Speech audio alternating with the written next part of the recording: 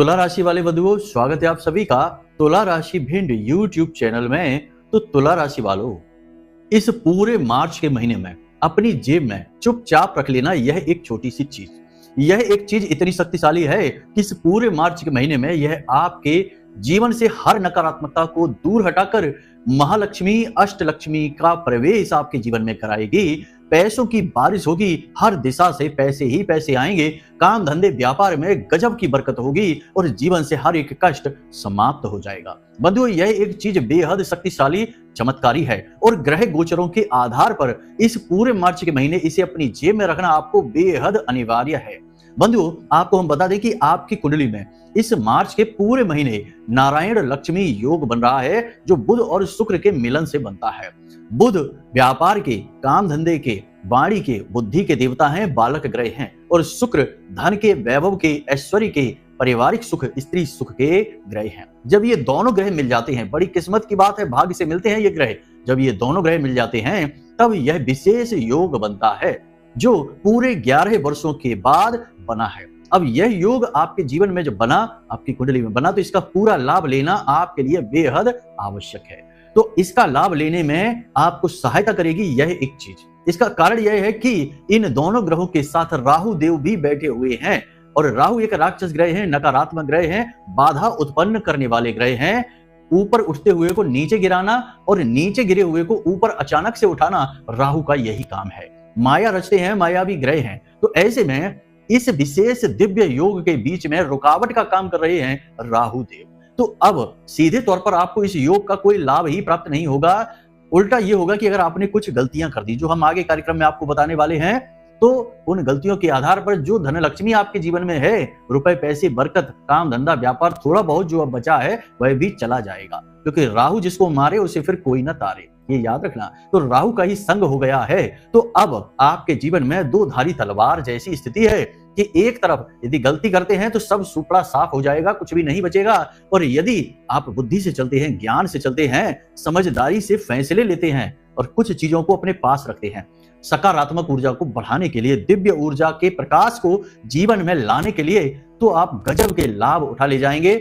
ऐसी तरक्की जीवन में कभी नहीं हुई होगी जैसी इस मार्च के महीने में हो जाएगी। जी हाँ बंधुओं, बहुत ही ज्ञानवर्धक, बेहद चमत्कारी कार्यक्रम है आज का। हम आपको मार्च के महीने में ऐसे 5 काम के विषय में बताएंगे जो जरूर हर हाल में आपको करना ही करना है, और 3 ऐसे कार्य जो भूलकर भी नहीं करना है। यानी पूरे मार्च के महीने का यह बायोडाटा है, पूरी की पूरी किताब है आज का यह कार्यक्रम।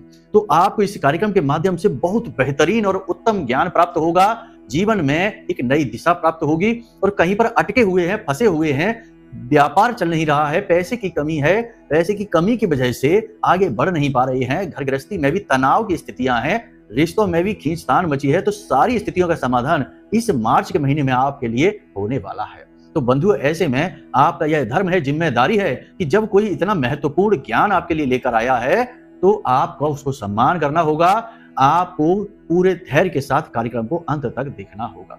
यदि ऐसे में भी आप नहीं देखेंगे तो फिर आप खुद ही समझिए कि क्या कह सकते हैं आपके लिए, फिर तो भगवान ही मालिक है। हम तो अपना पूरा प्रयास कर चुके हैं, अब आपकी बारी है। पूरा धैर्य दिखाइए, कार्यक्रम में अंत तक ठहरिए। बंधुओं, हम न केवल आपको इस एक चीज के विषय में बताएंगे, बल्कि ऐसी गुप्त छुपी हुई बातें, या यूं कहें कि ट्रिक कह सकते हैं, ज्योतिष की विशेष ट्रिक होती हैं जिनसे तुरंत लाभ लिया जाता है। आज काम किया और आज ही लाभ ले लिया, ऐसी गुप्त छुपी हुई ट्रिक या तरीके भी आपको हम आज बताएंगे जो कोई आपको नहीं बताएगा, क्योंकि अनुभवी के आगे सब असफल होते हैं। लोग सुनी सुनाई बातें कहकर निकल जाते हैं, हम अनुभव की बातें करते हैं, जो हमने स्वयं अनुभव किया है, और हमारे जो प्रियजन हैं, जो भक्त जन हैं, उनको बताकर उनके जीवन में जो अनुभव मिले उसके आधार पर आपको बता रहे हैं। इसलिए ये बातें विशेष हैं, आपको बहुत सारी नई चीजें सीखने को मिलेंगी। तो चलिए बंधुओं, उम्मीद करते हैं कि आप सारी बात समझ चुके हैं, कार्यक्रम में अंत तक जरूर ठहरेंगे। अब अपने इस कार्यक्रम को शुरू करते हैं। महामाई को याद करते हुए कमेंट बॉक्स में लिख डालिए पूरे भक्ति भाव के साथ, जय मां भद्रकाली कृपा करो। महामाई निश्चित तौर पर आपके ऊपर कृपा करेंगी, हमें पूर्ण विश्वास है, और उन्होंने कृपा की है तभी यह कार्यक्रम आप तक पहुंचा है, वरना कौन किसे पूछ रहा है। लोग भटके जा रहे हैं, पूरा जीवन ही गुजर गया भटकते भटकते, ठहराव जीवन में आया ही नहीं। तो ऐसा ज्ञान आपको ठहराव लेकर आएगा, इस बात की गारंटी है। चलिए बंधु, अपने मूल विषय को प्रारंभ करते हैं। अब ध्यान से सुनिए, कुंडली का आकलन जरूर कराना चाहिए, क्योंकि अगर आप खूब मेहनत करने के बाद भी यदि कामयाबी हासिल नहीं कर पा रहे हैं तो कहीं ना कहीं कुंडली में कोई दोष है। कोई नकारात्मक ग्रह योग है, उसका जब तक निराकरण नहीं होगा, उससे छुटकारा प्राप्त नहीं होगा, तब तक आपको कामयाबी हासिल नहीं हो सकती, उपाय चाहे कितने ही करते रहिए। ठीक है, तो प्रेम से बोलो जय माई की। जय माई की गुरु जी। सारे जो दिन है सप्ताह के, बारीकी से समझना हर बात को, कोई भी नहीं बताएगा ऐसे बारीकी से जैसे हम आपको बता रहे हैं। जरा ध्यान देना, जितने भी सप्ताह के दिन है वे सभी ग्रहों को निर्धारित हैं, लेकिन 7 दिन और 7 ग्रहों के लिए हैं, लेकिन ग्रह तो 9 होते हैं, राहु और केतु। तो अब राहु और केतु का दिन कौन सा है, विचारणीय विषय है। राहु इतना शक्तिशाली ग्रह जो सूर्य को भी ग्रहण लगा देता है, उसका कोई दिन ही नहीं है, ऐसा कैसे हो सकता है। तो अब यहां पर समझने वाली बात यह है कि यदि आपके जीवन में कोई कष्ट है, परेशानी है, याद रखना कि राहु जिसको तारे उसे फिर कोई न मारे, ये बात भी है। दोनों बातें राहु के लिए कही जाती हैं, पॉजिटिव भी और नेगेटिव भी। तो अभी हम पॉजिटिव के विषय में बात करते हैं, क्योंकि राहु से आपको बहुत लाभ लेना है इस महीने में। नारायण लक्ष्मी योग तो राहु के साथ ही बना है, इसलिए राहु की विशेष बात। तो राहु के विषय में एक विशेष बात यह कही जाती है कि यह सहचर्य से फल देता है, जिसके साथ भी या जिस घर में यह बैठता है वैसे ही परिणाम देना शुरू कर देता है, लेकिन बीच बीच में अपने असली गुण को भी यह दिखाता अवश्य है। इसीलिए एकदम से काम चलते चलते किसी दिन व्यापार में, काम में, धंधे में या जीवन में ही अचानक से बहुत नकारात्मकता आ जाती है। परिवार में खूब प्रेमपूर्ण माहौल है, लेकिन अचानक किसी बात को लेकर भयंकर बहस हो जाएगी, झगड़ा हो जाएगा। पति पत्नी के बीच सब कुछ अच्छा चल रहा है, लेकिन किसी दिन अचानक से एकदम से तेज आवाज में झगड़ा हो जाएगा और 1-2 दिन बोलचाल बंद रहेगी। तो ये जो नकारात्मकता अचानक से उत्पन्न होती है, यह राहु की ही देन होती है। तो अब यहाँ पर आपको क्या करना है, ये ध्यान से समझो। मान लेते हैं आपके जीवन में परेशानियां बहुत सारी हैं, तो आपको अपनी बुद्धि से ये समझना होगा कि परेशानी किस प्रकार की है, क्योंकि ये जो हम क्रिया बताने जा रहे हैं ये राहु को आपके बिल्कुल 100% अनुकूल बना देगी, और जिसको राहु तारे उससे कोई ना मारे वाली कहावत आपके लिए सिद्ध हो जाएगी। ध्यान से समझना है बातों को, गुम नहीं हो जाना है अपने ही विचारों में। तो अब आपको ये विचार करना है अपने जीवन के विषय में कि आपके जीवन में किस प्रकार की परेशानी अधिक है। जैसे कि किसी के जीवन में धन को लेकर परेशानी बहुत है कि भाई काम धंधा व्यापार चल ही नहीं रहा, पूरा जोर लगा दिया, खूब पैसा लगा दिया बिजनेस में, बिजनेस चल ही नहीं रहा, पैसा आ ही नहीं रहा है, खूब ताकत लगा दी हमने, सब कुछ लगा दिया, यानी पैसे को लेकर समस्या। कर्जा बहुत अधिक बढ़ गया है, कर्जा बहुत अधिक बढ़ना मंगल की खराबी होती है, गुरु की भी कुछ हद तक खराबी होती है, तो मंगल से जुड़ा हुआ, ठीक है। और पैसा जीवन में आ ही नहीं रहा है, तो फिर माता लक्ष्मी की कृपा नहीं आ रही है, यानी शुक्र की खराबी है। और यदि व्यापार पूरी ताकत लगाकर चला रहे हैं और तब भी चलने का नाम ही नहीं ले रहा है, बिल्कुल ठप पड़ चुका है, तो बुध की खराबी है। इसी के साथ साथ बंधु, मान सम्मान की कमी हो रही है, लोग आपको ताना दे जाते हैं, बातों बातों में आपकी बेइज्जती कर जाते हैं, आपको भाव ही नहीं देते हैं, आपके अपनों में ही आपका कोई सम्मान नहीं है, बाहर की दुनिया में तो छोड़ो, घर में ही आपकी कोई 2 पैसे की भी इज्जत नहीं है। यह बंधु ऐसा भी होता है, अपने ही सबसे ज्यादा दुख पहुंचाते हैं, सबसे गहरी चोट अपना ही पहुंचाता है, ये याद रखना। तो यदि ऐसी स्थिति है तो सूर्य खराब है। तो अब ऐसे में आपको क्या करना है, ध्यान से समझिए। राहु का ये बहुत शक्तिशाली उपाय है, बहुत ही कारगर उपाय है, इसे आप ध्यान से समझिए कि अगर पैसे रुपए की तंगी से आप परेशान है, पैसा आ ही नहीं रहा है, तो शुक्रवार के दिन ये उपाय करना है। बिजनेस नहीं चल रहा तो बुधवार के दिन यह उपाय करना है। यदि कर्जा बहुत बढ़ गया है तो मंगलवार के दिन यह उपाय करना है। यदि शत्रुओं से परेशान हैं, शत्रु बहुत अधिक पीड़ित कर रहे हैं, तब भी यह उपाय मंगलवार के दिन करना है। यदि शरीर में बीमारियां हैं, घर में बीमारियां हैं और बनते काम बनते बनते बिगड़ जाते हैं, यानी काम बन रहा है और अंत तक जाकर बिल्कुल एंड पर जाकर ऐसा लगता है कि एकदम से खराब हो गया, रुक गया, काम रुक सा गया है, तो शनि की खराबी है। तो ऐसी स्थितियों में आपको खुद अंदाजा लगाना है। तो मानकर चलिए कि कर्जा बहुत अधिक बढ़ गया है, तो मंगलवार के दिन ये क्रिया करनी है आपको, और हर मंगलवार को करना है पूरे मार्च के महीने में।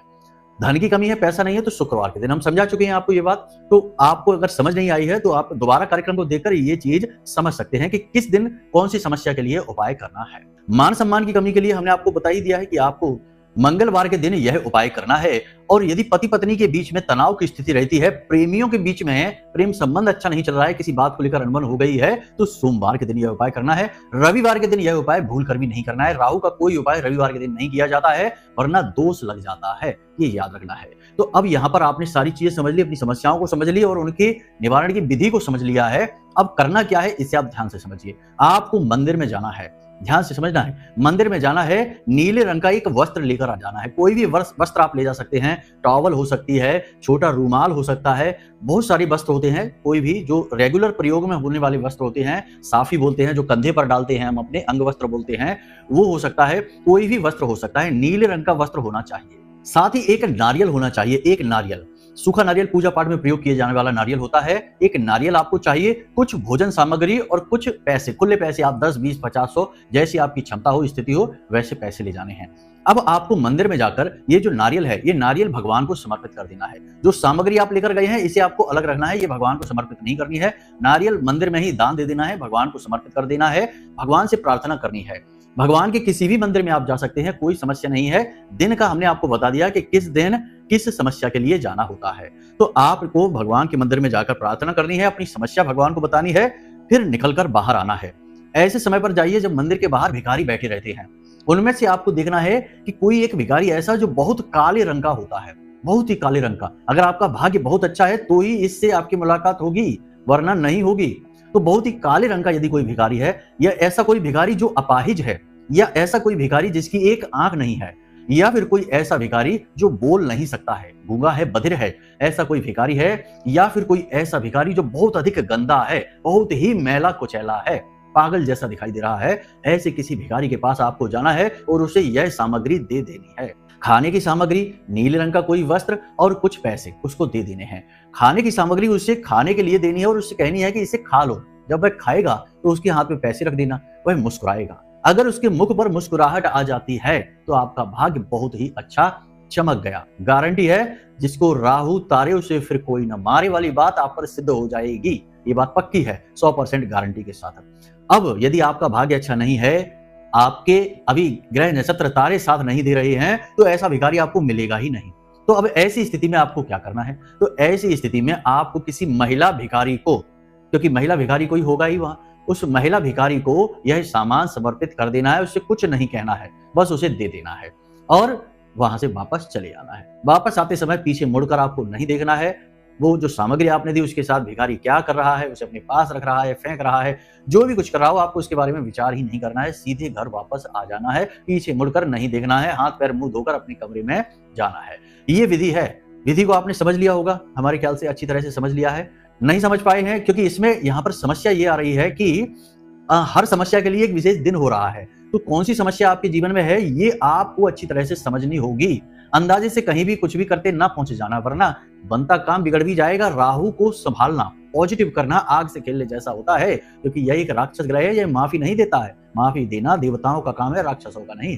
तो यहाँ ये आपको अच्छी तरह से समझना होगा। तो अपने दिल पर हाथ रखकर अपनी समस्या के बारे में बात करिए, अपने आप से ही अपना मंथन कीजिए और सोचिए कि आप किस चीज से इस समय बहुत अधिक परेशान हैं। हर वक्त दिन भर आप उस चीज के बारे में सोचते हैं, पीड़ित हैं। बस वही आपकी समस्या है और उस समस्या का निदान आपको इस तरह मिल जाएगा। आज आप ये कार्य करके आइए और उसी दिन से रिजल्ट मिलेंगे, गारंटी के साथ उसी दिन से रिजल्ट मिलेंगे। ज्यादा इंतजार करने की जरूरत नहीं है। ये तो हो गई एक चीज जो आपको करनी है इस पूरे मार्च के महीने में, यानी जितने भी दिन होते हैं। जैसे कि सोमवार का उपाय आपने किया तो फिर हर सोमवार को करना है। मंगलवार को किया, कर्जे से परेशान है, तो फिर मंगलवार को करना है। यदि शनिवार को किया तो हर शनिवार ये करना है। ये यहां तक आपने समझ ली सारी बातें। अब आपको बताते हैं हम उस एक चीज के विषय में जिसे आपको पूरे मार्च के महीने अपनी जेब में, अपने साथ हर वक्त रखना है, हर हाल में रखना है। घर से आप बाहर निकले नहीं कि इसे अपनी जेब में रखा और घर जब आए तो इसे लाकर अपने पूजा घर में रख दिया। बहुत पवित्र चीज है, बहुत शक्तिशाली है और इस चीज में इतनी अधिक सकारात्मक ऊर्जा है कि आपके जीवन के हर एक दुख को समाप्त कर सकती है। ग्रहों के हर एक नकारात्मक प्रभाव को पॉजिटिव में बदलने की क्षमता रखती है। तो ध्यान से सुने इस एक चीज के विषय में। लेकिन बंधुओं, यहाँ पर हम एक बात आपको और बता दें कि इस एक चीज के साथ आपको कुछ विशेष सावधानियां जरूर रखनी हैं। विशेष सावधानियां जरूर रखनी हैं। उन सावधानियों को भी जान लेना, कार्यक्रम के अंत में आपको बताएंगे, वरना ये चीज का प्रयोग असफल हो सकता है। फिर आप कहेंगे कि गुरुजी हमारे ऊपर तो कोई असर ही नहीं हुआ, आपने हमें बताया, हमने चीज का प्रयोग कर लिया और हमें कोई फायदा ही नहीं हुआ। तो आप ये बात बोलेंगे, इसलिए हम आपको ये पहले ही बता दे रहे हैं, क्योंकि हम जानते हैं कि बहुत सारे लोग कार्यक्रम को अच्छी तरह से देखते नहीं है, समझते नहीं है, पूरा देखते नहीं है, फिर आधी अधूरी जानकारी लेकर फिर फोन घुमाते हैं कि गुरुजी आपने क्या बोला था, कैसे करना था, क्या करना था। सब कुछ विस्तार से बता रहे हैं, बस धैर्य के साथ कार्यक्रम में बने रहिए। तो चलिए अब ध्यान से सुनिए कौन सी है वह एक चीज। तो बंधुओं, जैसे भोलेनाथ हैं तो उनका जागृत स्वरूप संसार में क्या है। जैसे कि भगवान नारायण श्री हरि विष्णु है तो उनका जागृत स्वरूप शालिग्राम है। जैसे कि माता लक्ष्मी है तो उनका जागृत स्वरूप चांदी का सिक्का माना जाता है। इसीलिए हर दीपावली पर हर हिंदू के घर में चांदी के सिक्के का पूजन माता लक्ष्मी के तौर पर ही किया जाता है। उसी प्रकार भोलेनाथ का जागृत स्वरूप रुद्राक्ष होता है। जी हाँ बंधुओं, रुद्र का अक्ष यानी भोलेनाथ का आंसू उन्हीं के शरीर से उत्पन्न हुआ है और सबसे अधिक नजदीक है भोलेनाथ के यह रुद्राक्ष। तो आपको 5 मुखी रुद्राक्ष लेना है। पांचमुखी रुद्राक्ष की एक बहुत बड़ी खूबी है और वह खूबी यह है कि ये नकारात्मक ऊर्जा को शत्रु की तरह समाप्त कर देता है। इसका सबसे पहला शत्रु नकारात्मक ऊर्जा ही है। तो हर इंसान जो संसार में पीड़ित है, बनते काम बिगड़ रहे हैं, मेहनत के बाद फल नहीं मिल रहे हैं, तो कहीं ना कहीं नकारात्मक ऊर्जा के प्रभाव में वो व्यक्ति है। अब नकारात्मक ऊर्जा इस संसार में हर तरफ है, चारों तरफ है, और कुछ लोगों के तो घर में भी भरी पड़ी है। तो अब समझिए कि इतनी भयंकर नकारात्मक ऊर्जा के बाढ़ में, समंदर में इससे बच पाना बहुत मुश्किल है। आप देखते ही होंगे कि हर तरफ का वातावरण कैसा है, कैसी कैसी खबरें न्यूज़पेपर में और समाचार में सुनने को मिल जाती हैं कि मन ही व्यथित हो जाता है कि कोई इतने गलत काम कैसे कर सकता है। तो ये सब घोर नकारात्मकता का ही प्रमाण है। तो अब आपको इन सब से कौन बचाएगा? कुछ तो ऐसा होना चाहिए रक्षा कवच आपके पास। अब पुराने जमाने में शत्रु होते थे तो गुरु अपने शिष्यों को हथियार देते थे, कोई तलवार, कोई तीर कमान, कोई गदा, कोई भाला देते थे, जिससे शत्रुओं से रक्षा होती थी। क्योंकि वो पुराना जमाना था, सतयुग द्वापर त्रेता की बात है। तब उस जमाने में, उस समय में शत्रु सामने से आकर हमला करते थे। लेकिन अब आज का समय मायावी युग है, कलयुग है। आज के समय में शत्रु कभी सामने आकर हमला नहीं करता, पीठ के पीछे वार करते हैं, आपकी जड़ें खोदते हैं, आपके खिलाफ षड्यंत्र रचते हैं, और जिनकी पहुंच है वो तंत्र मंत्र जादू टोना सब कुछ करवा देते हैं। इसीलिए बहुत सारे लोग बर्बाद हो जाते हैं, जीते जी नर्क भोगते हैं इन चक्करों में पड़कर। तो खैर, यहाँ तक सारी बातें कहने का मकसद हमारा ये है कि इस नकारात्मक युग में, जहां कोई आपसे सामने आकर नहीं लड़ेगा, लेकिन पीठ के पीछे भयंकर युद्ध की तैयारी लोग कर लेते हैं और आपको भनक तक नहीं लगती है, तो ऐसे नकारात्मक युग में आपकी रक्षा कैसे होगी? क्योंकि अब तीर कमान भाले हथियार से काम नहीं चलने वाला है। किस पर चलाएंगे? ये कोई भी नहीं है आपके सामने, जो है वो दिखता नहीं है। तो ऐसे में जो दिखता नहीं है उसके लिए वही हथियार चाहिए जो उसे रोक सकता है, यानी ऊर्जा। नकारात्मक ऊर्जा को रोकने के लिए सकारात्मक ऊर्जा का ब्रह्मास्त्र चाहिए आपको, और यह ब्रह्मास्त्र है पंचमुखी रुद्राक्ष। अब पंचमुखी रुद्राक्ष, वैसे तो रुद्राक्ष कई होते हैं, तमाम तरीके के होते हैं, एक मुखी, दो मुखी, सात मुखी, कई मुखी होते हैं, लेकिन हर रुद्राक्ष की अपनी खूबी है, अच्छी बातें हैं, बहुत सारी हैं। लेकिन जो प्रभाव हमने पंचमुखी रुद्राक्ष का देखा, उतना तो किसी भी प्रकार के रुद्राक्ष में नहीं देखा। हालांकि सबकी अपनी शक्तियां हैं, सबकी अपनी क्षमताएं हैं, सबके अपने अलग अलग प्रकार हैं, उपयोग हैं, लेकिन इसका प्रयोग आपके लिए इस मार्च के महीने में सर्वोत्तम, सर्वश्रेष्ठ और सबसे बेहतरीन रहने वाला है। तो यहां तक आप समझ गए। बाजार से पंचमुखी रुद्राक्ष लेकर आइए जल्द से जल्द। अब इसे करना क्या है, ध्यान से समझिए। जिस दिन भी आप इसे लेकर आए, उसी दिन इसे गंगा जल में डुबो दें। गंगा जल में डुबोने से मतलब है कि पूर्ण रूप से शुद्धिकरण इसका हो जाएगा, और प्रमाणीकरण भी हो जाएगा कि शुद्ध है कि नहीं, क्योंकि शुद्ध होगा तो जमीन पर, तली पर बैठ जाएगा, अशुद्ध होगा तो हवा में यानी पानी में ऊपर तैरेगा। तो ये हो गया शुद्धिकरण का प्रमाण। तो शुद्धिकरण का प्रमाण होने के बाद इसे बाहर निकालें, फिर इसे पंचगव्य में, यानी गाय का जो दूध होता है, गाय का घी होता है, दही होता है, गोबर होता है, मूत्र होता है, इसे पंचगव्य कहते हैं। इससे इसे स्नान कराना है। अब कुछ लोग कहेंगे कि गुरुजी हमारे पास तो इतनी सारी चीजें नहीं है, या हमारे पास गाय ही नहीं है। यदि आपके पास गाय नहीं है तो कोई बात नहीं है, हो सके तो गाय के केवल दूध से ही इसको स्नान करा दीजिए। अगर वह भी नहीं है तो कोई बात नहीं है, गंगा जल से स्नान कराया, इतने से भी चल जाएगा, शुद्धिकरण हो जाएगा। आपातकाले मर्यादाम नास्ति, ये हमारा धर्म कहता है। तो ऐसी स्थिति में जरूरत नहीं है कि आप ये करें, अगर हो सके तो ये कर लें, नहीं हो सकता कोई बात नहीं है, जाने दो। तो बस इतना आपने कर लिया। अब इसे लेकर शाम के समय भोलेनाथ के मंदिर में जाइए, भोले बाबा के मंदिर में जाकर इसे शिवलिंग के ऊपर रख दीजिए, और वहीं पर बैठकर आपको कम से कम 15 से 20 मिनट पंचाक्षरी मंत्र ओम नमः शिवाय का जाप करना है। माला नहीं फेरना है। पंचाक्षरी मंत्र को माला से किया ही नहीं जाता है, इससे केवल मौखिक शाब्दिक उच्चारण किया जाता है, और इसमें संख्या की कोई सीमा नहीं होती है। पुरस्चरण करना है तो एक अलग बात होती है, वही एक विधि है, वह साधना पद्धति है, उसे छोड़िए। आप केवल इस रुद्राक्ष की शक्ति को जागृत करना चाहते हैं, भोलेनाथ से इसे जोड़ना चाहते हैं, तो वहीं पर बैठकर आप पंचाक्षरी मंत्र का शुद्ध मन के साथ जाप करिए। गाय के घी का दीपक जरूर जला लेना, भोलेनाथ को कुछ प्रसाद अवश्य चढ़ा देना। तो ये जो रुद्राक्ष आपने वहां रख दिया शिवलिंग के ऊपर, शाम के समय करना है ये क्रिया, और आपको वहां बैठकर जाप करना है। 15 से 20 मिनट जाप कर लीजिए। उसके बाद इस रुद्राक्ष को उठाइए और जलाधारी से, जहां से जल गिरता है नीचे, यानी जो हस्तकमल होता है वहां से जो जल नीचे गिरता है, उस जलाधारी में इसे लगा दीजिए। थोड़ी देर के लिए इसे उसी जल से स्नान कराइए। अब यह रुद्राक्ष पूर्ण रूप से भोलेनाथ की शक्ति से जुड़ चुका है, जागृत हो चुका है, महाशक्तिशाली बन चुका है। अब इस रुद्राक्ष को आपको सफेद कपड़े में लपेट लेना है। बस इतना करना है, सफेद कपड़े में लपेट लीजिए और इसे बड़े ही पवित्र भाव के साथ, सफेद कपड़ा कोरा होना चाहिए, नया, और याद रखें कि यह सूती कपड़ा नहीं होना चाहिए। सूती कपड़ा बहुत जल्दी दूषित हो जाता है, इसलिए टेरिकॉट का कपड़ा चलेगा या कोई भी अन्य प्रकार का, बस शुद्ध सूती कपड़ा नहीं होना चाहिए, कॉटन नहीं होना चाहिए। तो इस रुद्राक्ष को आपने लपेटा सफेद कपड़े में और लाकर अपने पूजा घर में रख दिया। बस यह काम हो गया आपका, आपका हथियार तैयार है। जो अदृश्य शक्तियां आपको नुकसान पहुंचा रही हैं, उनसे लड़ने के लिए यह अदृश्य शक्ति का महा हथियार ब्रह्मास्त्र तैयार हो चुका है। अब आपको करना क्या है कि जब भी आप घर से बाहर निकलें, किसी काम के लिए, काम धंधे व्यापार पर जाएं, नौकरी पर जाएं, ड्यूटी पर जाएं, किसी विशेष काम के लिए जाएं, तो इस रुद्राक्ष को अपने पास रख लें, अपनी जेब में रख लें, अपने पर्स में रख लें। बस कमर और कमर के निचले हिस्से में ना रखें, यानी पैंट वगैरह की जेब में ना रखें, शर्ट में, अपने पर्स में रखें। इसे हमेशा अपने पास रखें, अपने शरीर से लगा कर रखें, ज्यादा बेहतर रहेगा। इसे पहनना नहीं है, धारण नहीं करना है, इसे सिर्फ अपने पास रखना है, क्योंकि पहनने में अवस्थाएं बदलती हैं और चीजें दूषित भी हो जाती हैं। क्योंकि आप गृहस्थ जीवन में रह रहे हैं और गृहस्थ जीवन में कई प्रकार की अवस्थाओं में मानव गुजरता है और उन अवस्थाओं में चीजें दूषित भी हो सकती हैं। तो ऐसे में इसकी पवित्रता बनाए रखने के लिए इसे अपने पूजा घर में लाकर रख दीजिए, रात भर रखा रहने दीजिए, भोलेनाथ के चरणों में रखना और अगले दिन इसे फिर से उठाकर अपनी जेब में रखकर चले जाइए अपने काम पर। ये नियम आप बना लीजिए, पूरे मार्च के महीने इस नियम को बनाकर आपको रखना है। अब आपको क्या नहीं करना है, सावधानियों की बात कर लेते हैं, क्योंकि बिना सावधानी के तो कोई काम हो ही नहीं सकता है। सावधानी यानी कि परहेज, यानी कि जो हमने आपको उपाय बताया, क्रिया बताई, इससे पूरी तरह से काम करने के लिए माहौल भी बनाना पड़ेगा। तो सावधानियां क्या रखनी है? नैतिकता के सारे नियमों का पालन करना होगा।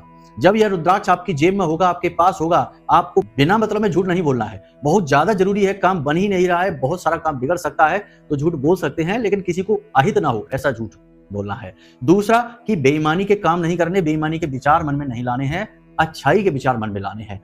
गाली गलौज नहीं करना है, वाणी पर नियंत्रण रखना है और घर से बाहर निकलने से पहले इत्र, परफ्यूम अपनी बॉडी पर, अपने कपड़ों पर अवश्य डालकर निकलें और अपनी जेब में एक सफेद रुमाल अवश्य रखें।